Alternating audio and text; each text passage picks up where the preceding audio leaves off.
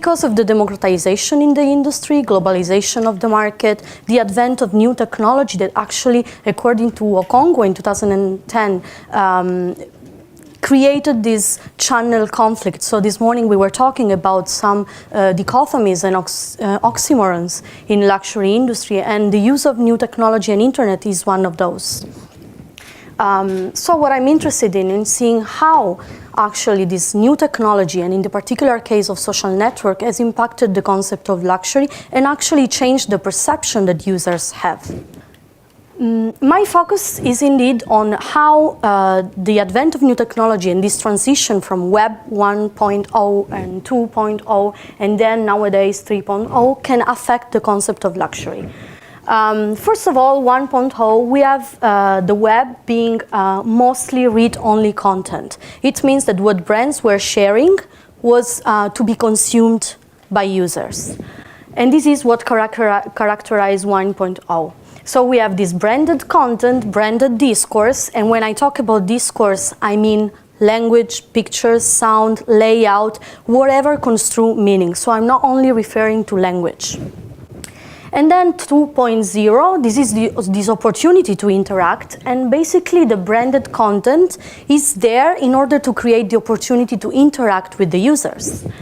3.0, we have this co-creation of content. So we have branded content, branded discourse, but we do pay attention to what is user-generated content. That is what characterizes social networks. The result of this first analysis on a sample of 85 posts is that there are actually intersemiotic blends. What does it mean? Is that what language is doing, what pictures are doing is different most of the times. And also what the label given by the automatic text action and the semi-automatic text action and the creative text action is different. But it's not a negative result. Why? Because if I look at my diachronic analysis, what was happening from 2009, 2011, where brands were just newcomers to internet, and we are in this pioneer stage, there is the creation of Facebook pages, but there is still some digitalization of content that was shared on traditional media, actually. So no exclusivity in terms of content for the Facebook users. There is integration, because a Facebook page was used basically to redirect users to other websites. And there is here this visual turn that was maybe boosted by the creation of Instagram in 2010. 2013, 2014, that's the era of entertainment.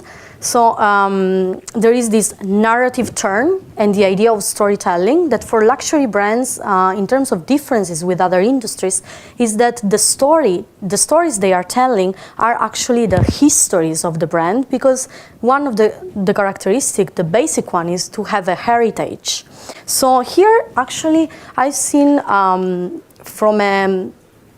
from a linguistic perspective, successful stories of engagement with social networks, because here is the time where you are able to resignify something that is old in a new medium of communication.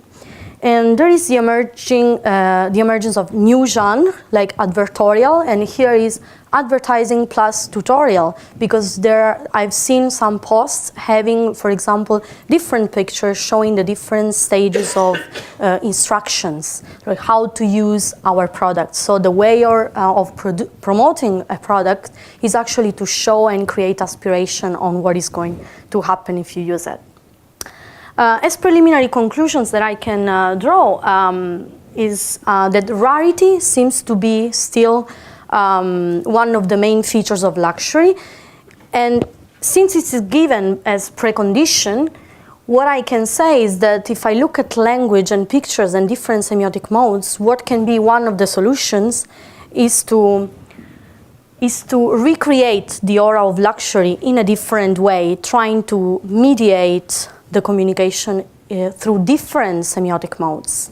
And actually, new media allow us to use different semiotic modes instead of those ones allowed from traditional media.